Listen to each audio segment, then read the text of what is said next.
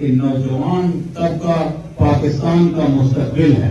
نوجوان طبقے نے اپنے دل سے پاکستان کے لیے کام کرنا ہے اور انشاءاللہ تعالی اللہ تعالیٰ ہماری رہنمائی فرمائے گا، مدد فرمائے گا اور یہ پاکستان اور یہ ہمارے پرانے پاٹا کے ذریعے ایک پاکستان کے لیے مستقبل کی نشانی ہے.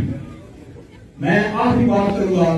میں چند دن پہلے کسی جگہ کے اوپر بیٹھا تھا تو ادھر ایک بات ہو رہی تھی کہ ہمارا شمالی وزیرستان، ہمارا جنوبی وزیرستان، ہمارا جموں کا فٹ ریجن، ہمارا اورجائی اور خیبر، یہ پاکستان کے مستقبل کے لیے انرجی ہب ہے.